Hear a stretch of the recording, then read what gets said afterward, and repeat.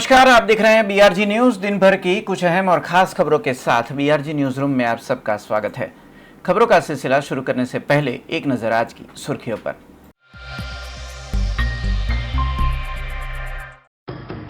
पालिका की स्थायी समिति की बैठक ऑनलाइन हुई आयोजित। 39 कामों पे चर्चा, जिनमें से एक काम स्थगित किया गया जबकि एक काम वापस लिया गया।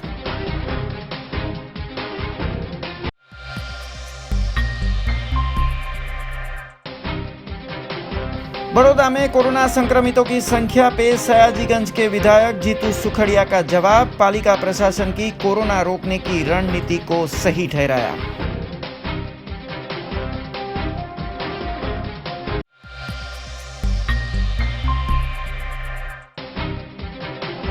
आईएनएस विक्रांत अपने आखिरी सफर पे निकला। 30 साल देश की समुद्री सीमाओं की रक्षा। गिनीज वर्ल्ड रिकॉर्ड में भी मिला स्थान।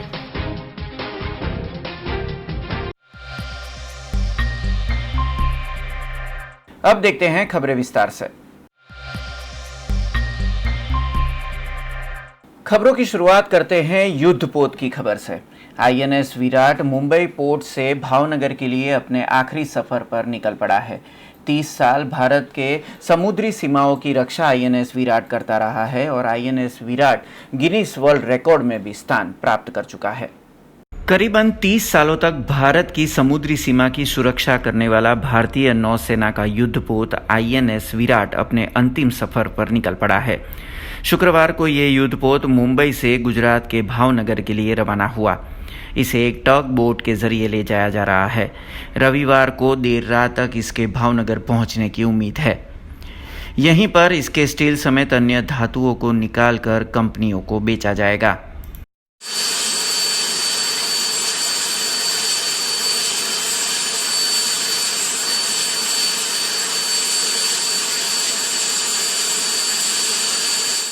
दरअसल आईएनएस विराट को 2017 में भारतीय नौसेना से रिटायर्ड कर दिया गया था। ये एक लौता ऐसा जहाज़ है जो यूके और भारत दोनों ही नौसेनाओं का हिस्सा रहा। रिटायरमेंट के बाद से ये मुंबई के नेवल यार्ड में लंगर डाले हुआ था। वहीं पर इसकी नीलामी की प्रक्रिया जारी थी, जहां पिछले महीने श्रीराम ग्रुप ने इसे 38.54 करोड़ रुपए की बोली लगाकर खरीदा। अब यही कंपनी इसे मुंबई से गुजरात के भावनगर ले जा रही है। इसके रविवार देर रात तक भावनगर पहुंचने की उम्मीद है।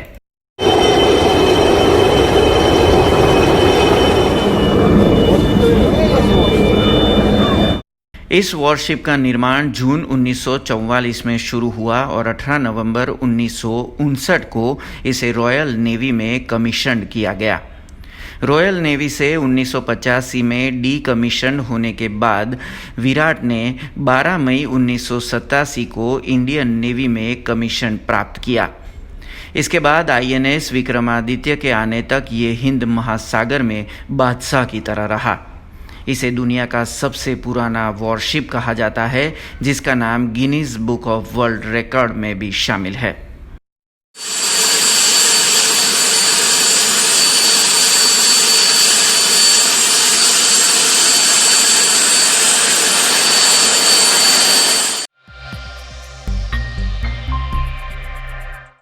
बड़ौदा महानगर पालिका की स्थायी समिति की बैठक ऑनलाइन आयोजित की गई थी, जिसमें 39 कामों पर चर्चा की गई, जिनमें से एक काम को स्थगित किया गया जबकि एक काम को वापस लिया गया।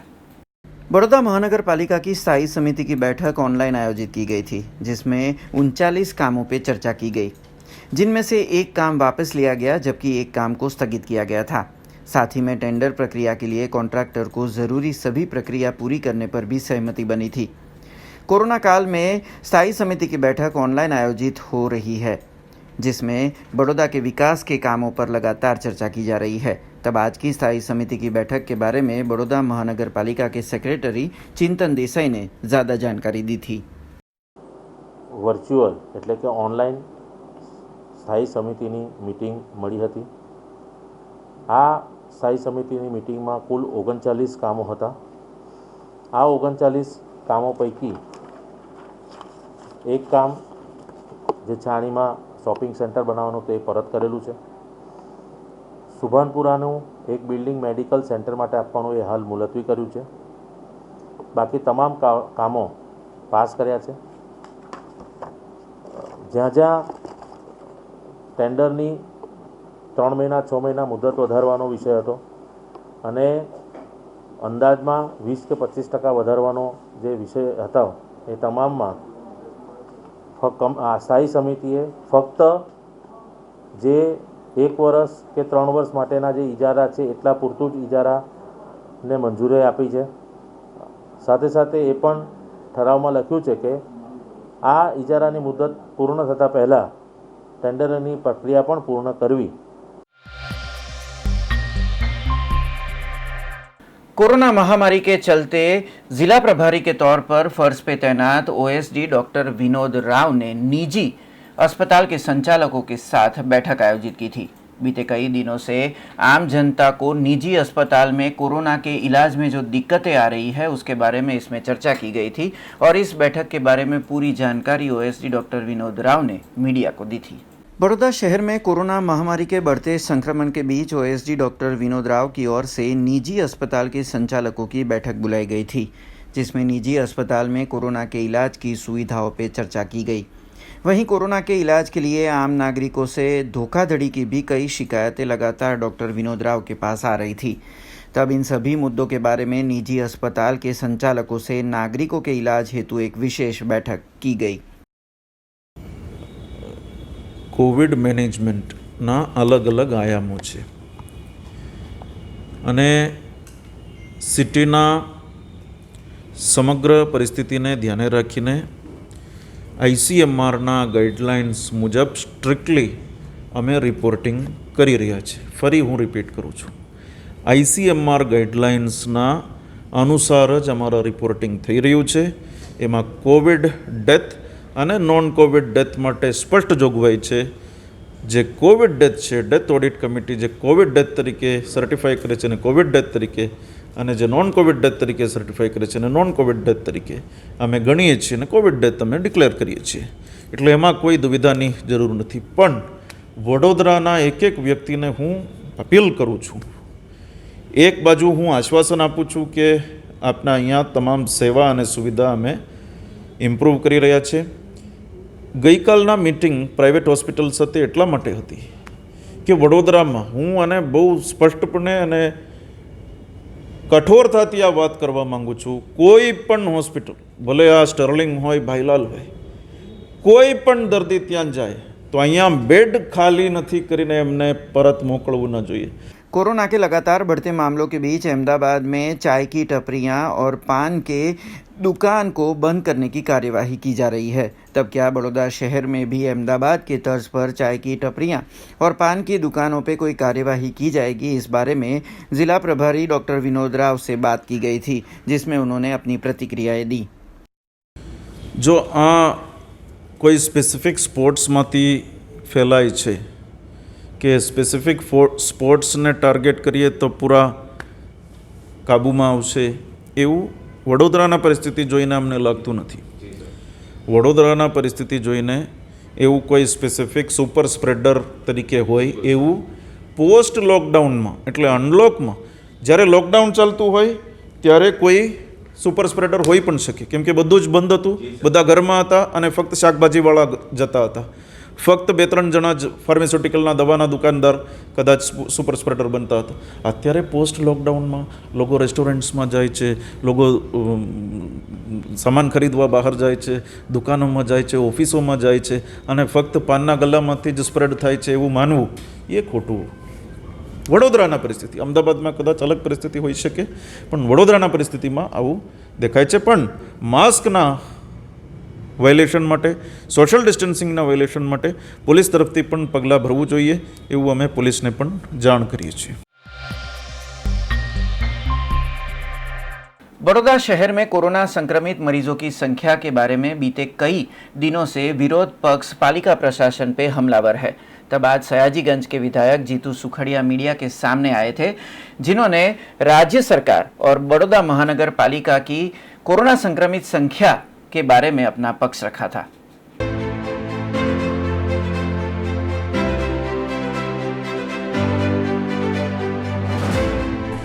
संक्रमण वधी રહ્યું છે, હકીકત છે, આખા દેશમાં વધી રહ્યું છે. ગુજરાતમાં વધારે પડી રહ્યું છે એની ના નથી અને બાકીના જે હોમ ક્વોરન્ટાઇન થાય છે એ ફિગર તો આવે જ નહીં ને.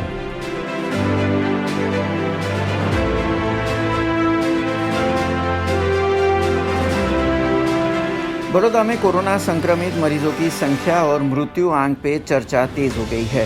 विपक्ष लगातार पालिका पे आरोप लगाए जा रहा है कि कोरोना संक्रमण के सही और सटीक आंकड़े नहीं दिखाए जा रहे हैं। वहीं कोरोना से होने वाली मौत की संख्या भी स्क्रीनिंग कमेटी छुपा रही है। तब इन सभी सवालों पर सयाजीगंज के विधायक जीतू सुखड़िया की प्रतिक्रिया सामने आई है, जहां उन्होंने कोरोना के मामले बढ़े होने की बात को कबूला था, पर निजी डॉक्टरों से इलाज लेके होम क्वारंटीन रहते नागरिकों की संख्या प्रशासन कैसे मालूम करे, इस बात पर मीडिया से ही सवाल कर दिया था। वहीं राज्य सरकार समेत पालिका प्रशासन कोरोना के खिलाफ सही रणनीति से आगे बढ़ रही होने का भी दावा विधायक की ओर से किया गया था। ખરેખર વડોદરામાં સંક્રમણ વધી રહ્યું છે એવું સ્પષ્ટ છે અને તે અંગેના જે પગલાં લેવા જોઈએ એનું તંત્ર લઈ રહ્યું છે. સર, સૌથી મહત્વપૂર્ણ વાત એ આવે છે કે આમ નાગરિકોને જાણવું છે આપણા માધ્યમથી કે ખરેખર આ આંકડા જે આવે છે કેટલા સાચા છે. કયા આંકડા? કોરોનાના જે ડે ટુ ડે આવે છે આંકડા, એ આંકડા વિશે આપનું શું કહેવું છે? એ આંકડા જે સરકારી પ્રવક્તા છે જે ફિગર આપે છે ને એને જે ધોરણસર આપવા જોઈએ તે પ્રમાણે આપે છે. જેટલા હોસ્પિટલોમાં એડમિટ થયા હશે એટલા જે વિગત એની પાસે આવી હશે તે વિગત આપે છે. ને સંક્રમણ વધી રહ્યું છે એ હકીકત છે, આખા દેશમાં વધી રહ્યું છે, ગુજરાતમાં વધારે વધી રહ્યું છે એની ના નથી અને બાકીના જે હોમ ક્વોરન્ટાઇન થાય છે એ ફિગર તો આવે જ નહીં ને. એટલે આંકડા ખોટા આપવામાં આવે છે એવું જે કહેવાય છે ખોટું છે. ના, પણ જે રીતે કોંગ્રેસના કોર્પોરેટર છે કે છે કે રોજના જે આંકડા આપે છે કોર્પોરેશન પણ છુપાવે છે ને ભાજપ બી છુપાવે છે. ના ના, ભાજપ કશું છુપાવતું નહીં, કોર્પોરેશન પણ છુપાવતું નથી. કોર્પોરેશનના એટલા જ કહે છે જેટલો હોસ્પિટલાઇઝ થાય છે તેટલા જ ફિગર આપે. ઘરે ઘર જે લોકો ક્વોરન્ટાઇનમાં રહે છે એ ફિગર તો આપી શકીએ જ નહીં ને. खबरों का सिलसिला यूं ही जारी रहेगा, पर उससे पहले लेंगे कॉमर्शियल ब्रेक, तो देखते रहिए BRG news. BRG group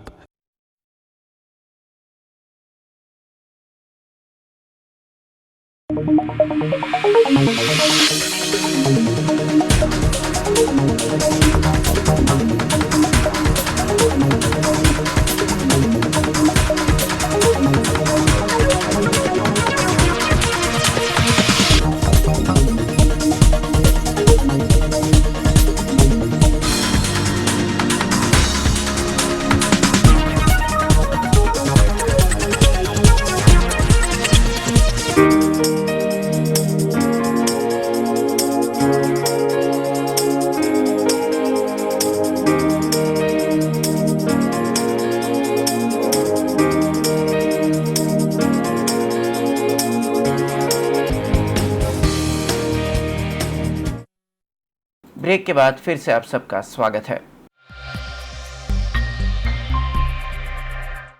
corona काल में स्थानिक स्वराज के चुनाव आने वाले हैं, तब सभी राजनीतिक पार्टियों ने अपने अपने स्तर पर इन चुनावों की तैयारियां शुरू कर दी है। आज बड़ौदा शहर में सर्किट हाउस में कांग्रेस महिला प्रदेश प्रमुख की अगुवाई में एक विशेष बैठक आयोजित की गई थी, जिसमें कांग्रेस शहर और जिला की महिला कार्यकर्ता जुड़ी थी। आने वाले चुनाव में कांग्रेस महिला कार्यकर्ताओं का क्या रोल रहेगा, इसके ऊपर रणनीति तैयार की गई। स्थानिक स्वराज के चुनाव अब नजदीक आ रहे हैं, तब राजनीतिक पार्टियों की हलचल भी बढ़ गई है। आज सर्किट हाउस में कांग्रेस महिला नगर सेवक और कार्यकर्ताओं के विशेष बैठक आयोजित की गई थी, जिसकी अगुवाई गुजरात प्रदेश महिला कांग्रेस प्रमुख गायत्री बा वाघेला ने की थी, जिसमें बड़ौदा महानगर पालिका समेत तालुका पंचायत के चुनाव में राज्य और केंद्र सरकार की नाकामियों पर प्रहार किए गए थे। वहीं चुनाव में 50% महिला आरक्षण भी कांग्रेस की देन होने की बात प्रदेश महिला प्रमुख ने की थी। सर्किट हाउस में आयोजित महिला कांग्रेस कार्यकर्ताओं की विशेष बैठक में स्थानिक स्वराज के चुनाव में कांग्रेस महिला कार्यकर्ताओं की जिम्मेदारियों पर रणनीति तैयार की गई।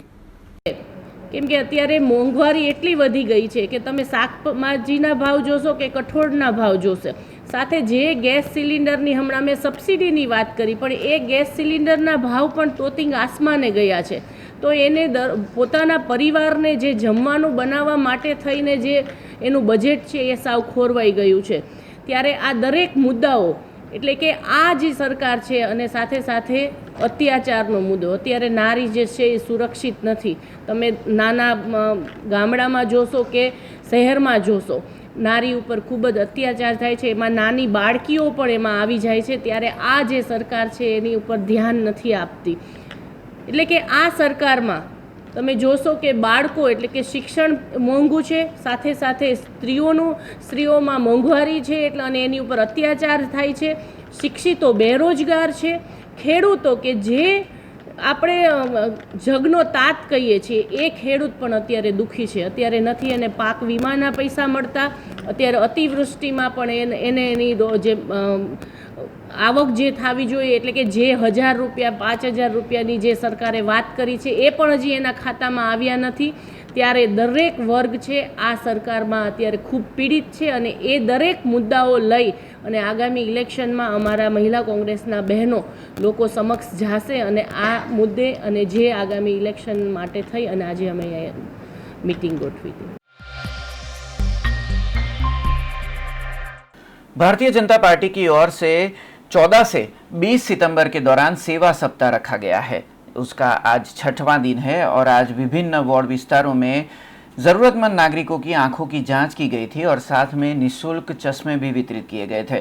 तब बात करें समा विस्तार की, तो समा विस्तार के अभिलाषा चौराहे के पास करीबन 181 नागरिकों की, ज़रूरतमंद नागरिकों की आंखों की जाँच की गई थी. भाजपा के सेवा सप्ताह की सहायता योजना लगातार जारी है. तब आज 6वें दिन समा विस्तार के अभिलाषा चौराहे के पास 42 की आयु से ऊपर के ज़रूरतमंद नागरिकों की आंखों की जांच की गई. आज पूरे दिन में करीबन 1000 नागरिकों की आंखों की जांच समेत ज़रूरतमंद नागरिकों को निःशुल्क चश्मे वितरित करने का लक्ष्य रखा गया है, जिनमें से करीबन 180 लाभार्थियों ने इस योजना का और इस सहायता का लाभ लिया था. इस पूरी व्यवस्था का जिम्मा स्थानिक नगर सेविका पन्नाबेन देसाई ने उठाया था. पार्टी तरफથી અમને મોદી સાહેબની 70મી જન્મદિવસ નિમિત્તે સાપ્તાહિક કાર્યક્રમ અમને પાર્ટી તરફથી આપવામાં આવ્યો છે. આજે 6ઠો દિવસ છે. અવનવા કાર્યક્રમ અમે ખૂબ કર્યા છે. સ્વચ્છતા અભિયાન કર્યું, વૃક્ષારોપણ કર્યું, બ્લડ ડોનેટનો કાર્યક્રમ કર્યો. 2 લાખના વીમા દરેક પ્રધાનમંત્રી વીમા યોજના દ્વારા દરેક અમારા વિસ્તારમાં જઈને લોકોના ઘર ઘર જઈને અમે એ પણ ઉતાર્યા. આજ રોજ અભિલાષા 4 રસ્તા પાસે ઓપ્ટિક હાઉસ ઉમા બેંકની બાજુમાં ત્યાં અમે આજે ફ્રી 42 વર્ષથી ઉપરના તમામ વ્યક્તિઓ માટે ફ્રી ચશ્મા વિતરણનો અમે આજે કાર્યક્રમ રાખ્યો છે. લગભગ 180 સવારથી 8:30 વાગ્યાથી આ કાર્યક્રમ ચાલુ છે. લગભગ 180 જેટલાનું તો અમે ટોકન આપીને બેસાડ્યા છે. પણ અમારો આજનો ટાર્ગેટ એવો છે કે 1000 લોકોને આજે આ ચશ્માનો લાભ મળે અને કોઈ વ્યક્તિ અમારા વિસ્તારનો અમે બધે જ મેસેજ પહોંચાડ્યો છે, કોઈ વ્યક્તિ આજે રહી ના જાય એના માટે અમે ખૂબ પ્રચાર પણ કર્યો છે. તમામને આ સેવા આપવાનો અમે તમામ લોકોને અમે આ કાર્યક્રમ આ સેવા આપવાનો અમે મોકો આપ્યો છે. बड़ौदा शहर के निजी अस्पतालों में मां अमृतम और आयुष्मान कार्ड के जरिए गरीब मरीजों का कोरोना इलाज नहीं किया जा रहा है. वहीं बीमा पॉलिसी में जो कैशलेस की सुविधा दी जा रही है उसे भी कोरोना इलाज में निजी अस्पताल स्वीकृत नहीं कर रहे हैं, जिसके सामने आज आरएसपी के नेता ने ओएसडी डॉक्टर विनोद राव को आवेदन दिया था. आरएसपी के नेता और लाली गल्ला एसोसिएशन के प्रमुख अरविंद सिंधा आज ओएसडी डॉक्टर विनोद राव को आवेदन देने पहुंचे, जिसमें निजी अस्पताल में मां अमृतम और आयुष्मान कार्ड की सुविधा नहीं दिए जाने पर विरोध जताया गया. कोरोना महामारी के बीच गरीब जनता को अच्छे अस्पताल में इलाज मिल सके, इस हेतु से गरीबों के लिए केंद्र सरकार ने ये योजना शुरू की है, पर निजी अस्पताल में इन कार्ड को कोरोना इलाज में स्वीकृति नहीं दी जा रही. साथ ही में कैशलेस की भी सुविधाएं नहीं दी जा रही है. तब हर निजी अस्पताल में 30% बेड को मां अमृतम और आयुष्मान कार्ड धारकों के लिए आवंटित किया जाए, ऐसी मांग अरविंद सिंधा की ओर से की गई थी. આ મુદ્દો એવો છે કે અત્યારે કોરોના સંક્રમણમાં છેલ્લા 3 મહિનાથી પ્રાઇવેટ હોસ્પિટલો મા અમૃતમ કાર્ડ કે આયુષ્માન કાર્ડ જે ગરીબ અને મધ્યમ વર્ગને આપવામાં આવ્યું છે સરકાર તરફથી, આજે 5-5 લાખના આયુષ્માન કાર્ડ અને મા કાર્ડ એ પણ નથી ચલાવતા. તેથી આજે એક રજૂઆત કરવામાં આવી છે કે આજે ગરીબને મધ્યમ વર્ગને હોસ્પિટલમાં જાય છે તો 1 લાખ રૂપિયા ડિપોઝિટ મુકાવે છે. આજે વીમો પણ પ્રાઇવેટ કંપનીનો વીમો હોય છે તેમ છતાં પણ કેશલેસ નથી કરતા અને એમને પણ 1 લાખ 2 લાખ રૂપિયા ડિપોઝિટ મુકાવે છે.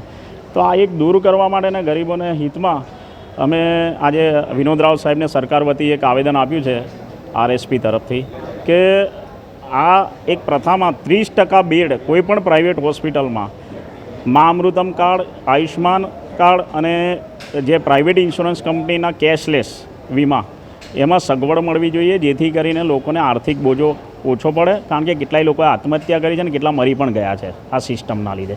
એ દૂર કરવા માટે આજે આવેદનપત્ર આપ્યું છે સરકારને. प्रधानमंत्री नरेंद्र मोदी के जन्मदिन के उपलक्ष्य में भारतीय जनता पार्टी की ओर से 14 से 20 सितंबर के दौरान सेवा सप्ताह आयोजित किया गया है, जिसके उपलक्ष्य में आज 6वें दिन पानी गेट और वार्ड नंबर 13 दोनों विस्तारों में ज़रूरतमंद नागरिकों की आंखों की जांच की गई थी और साथ में उन्हें चश्मे भी वितरित किए गए थे. भारतीय जनता पार्टी के सेवा सप्ताह में एक और कड़ी आज 6वें दिन जुड़ी, जब शहर के भिन्न वार्ड विस्तारों में आज वरिष्ठ नागरिकों को चश्मे वितरित किए गए. पानी गेट विस्तार में कबीर मंदिर परिसर में भाजपा के आला नेताओं की उपस्थिति में आंखों के नंबर वाले स्थानिक गरीब नागरिकों को निःशुल्क चश्मे वितरित किए गए थे. साथ ही में धन्वंतरी रथ के जरिए कोरोना जांच भी आज की गई थी. वहीं गरीब नागरिकों को संक्रमण से बचाने होम्योपैथी दवाइयों का भी वितरण किया गया. ત્યારે આવા પ્રધાન સેવક વડાપ્રધાન નરેન્દ્રભાઈ મોદીના જન્મદિવસની ઉજવણી પણ ભારતીય જનતા પાર્ટીના કાર્યકર્તાઓએ સેવા સપ્તાહના રૂપમાં કરી છે. ક્યાંક વૃક્ષારોપણ કરવામાં આવ્યું છે, સમાજના કાર્યો કરવામાં આવે છે, સેવાના કાર્યો કરવામાં આવે છે, ક્યાંક સ્વચ્છતા અભિયાન કરવામાં આવ્યું છે, ક્યાંક પ્રધાનમંત્રી સુરક્ષા બીમા યોજના હેઠળ વડાપ્રધાન નરેન્દ્રભાઈના જન્મદિવસે વડોદરા શહેરના 70,000 જેટલા લોકોને અકસ્માતનો 2 લાખનો વીમો આપવાનો કાર્યક્રમ કરાયો છે, ક્યાંક બ્લડ ડોનેશન કેમ્પ કરવામાં આવ્યો છે. તેના ભાગરૂપ આજે કબીર મંદિર વોર્ડ નંબર 14 ખાતે આજે અહીં ચશ્મા વિતરણનું ગરીબોને નિઃશુલ્ક 42 ચશ્મા વિતરણનો કાર્યક્રમ કરવામાં આવ્યો છે. સાથે અહીંયા ઉપસ્થિત તમામ નગરજનોના કોરોના ટેસ્ટ પણ આજે અહીંયા કરવામાં આવનાર છે અને એની સાથે હોમિયોપેથિક દવાનું પણ વિતરણ કરવામાં આવ્યું છે. હું વોર્ડ નંબર 14ની ટીમને અભિનંદન આપું છું. આજે પાણીગેટ રાણાવાસમાં કબીર મંદિરમાં અમે બધા આવ્યા છીએ ભારતીય જનતા પાર્ટીના કાર્યકર્તા મિત્રો સાથે ચશ્મા વિતરણનો કાર્યક્રમ અહીંયા રાખવામાં આવ્યો છે. મોદી સાહેબની જન્મ તારીખ 17મી સપ્ટેમ્બર અને સેવા સપ્તાહ તરીકે લોકોના શુભકારી જીવન માટે, સ્વાસ્થ્ય માટે એમના જે મનમાં છે કે જનહિતના જ કામ કરવા, તો એટલા માટે થઈને વિવિધ કામોમાં બધા જ કાર્યકર્તાઓ જોડાયા છે આખા દેશભરમાં. એમાં વડોદરામાં દરેક વોર્ડમાં ચશ્મા વિતરણ હોય, થેલી કોટનની વિતરણ કરી કે ભાઈ પ્લાસ્ટિક મુક્તિ કરીએ, એવી જ રીતે સ્વચ્છતા અભિયાન કર્યું, બ્લડ ડોનેશન કેમ્પ કર્યા અને આજે તો અહીંયા કોરોના માટેનો ટેસ્ટ પણ રાખવામાં આવ્યો છે. તો એ જે લોહી તપાસ વગેરે થશે, કોરોના માટેની તપાસ થશે, લોહીના બ્લડના ડોનેશનનો કેમ્પ થશે. આ બધું જ સેવાકીય પ્રવૃત્તિમાં લોકો જોડાય અને સમાજને એક મેસેજ છે કે મોદી સાહેબે જીવનમાં બધાની સેવાનું જ લક્ષ્ય રાખ્યું છે. ખપી જવું પણ સેવાને કરતા જ રહેવું. તો એમના जीवनમાંથી प्रेरणा લઈને અમે પણ બધા અહીંયા જોડાયા છે. उसी श्रृंखला में ये तस्वीरें वार्ड नंबर 13 की है, जहां भारतीय जनता पार्टी के कार्यकर्ताओं ने आंखों की जांच के साथ निःशुल्क चश्मे वितरित किए थे. 14 से 20 सितंबर के दौरान जो सेवा सप्ताह कार्यक्रम आयोजित किया गया है, उसमें लगातार जनहित के कार्य भाजपा की ओर से किए जा रहे हैं. तब आज ज़रूरतमंद नागरिकों को अपने आंखों के जरिए साफ साफ दुनिया देखने की सहायता दी गई थी. ભારતીય જનતા પાર્ટી દ્વારા વોર્ડ નંબર 13માં નવાપુરાની અંદર મહાકાળી માતાના મંદિર પાસે કહાર મોલ્લો અને ગોદડેવા જે સમાજના લોકોને જે ચશ્મા મળે એ રીતે માનનીય શ્રી પ્રધાનમંત્રીશ્રીનો જે જન્મદિવસ નિમિત્તે એક સેવાકીય સપ્તાહનું આયોજન હતું, તેના માટે આજે વોર્ડ નંબર 13માં અમે અહીંયા ચશ્માનું વિતરણ કરેલું છે. આ ચશ્માના વિતરણના સહભાગી અમારા કોટાના ધારાસભ્ય શ્રી સીમાબેન મોઈલે દ્વારા એક આયોજન કરાયું છે અને આ પ્રોગ્રામની અંદર અમારા માનનીય શ્રી પૂર્વ સાંસદ શ્રી બાલકૃષ્ણ શુક્લાભાઈ બી ઉપસ્થિત થયા છે. એ માટે હું સૌ કાર્યકર્તા કાં તો અહીંના વિસ્તાર સૌનો ખૂબ આભાર માનું છું. खबरों का सिलसिला खत्म करने से पहले एक नजर आज की खास खबरों पे।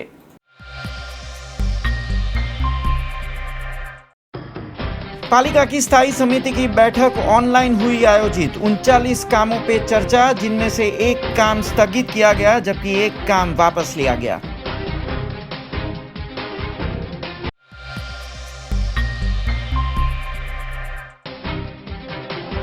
बड़ौदा में कोरोना संक्रमितों की संख्या पे सयाजीगंज के विधायक जीतू सुखड़िया का जवाब। पालिका प्रशासन की कोरोना रोकने की रणनीति को सही ठहराया।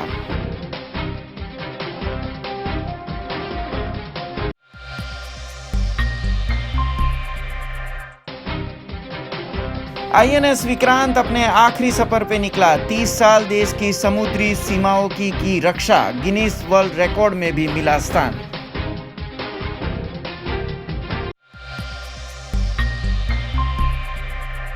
ये थी अब तक की खबरें। कल नई खबरों के साथ फिर से उपस्थित होंगे। तब तक BRG न्यूज की पूरी टीम को इजाजत दीजिए। नमस्कार।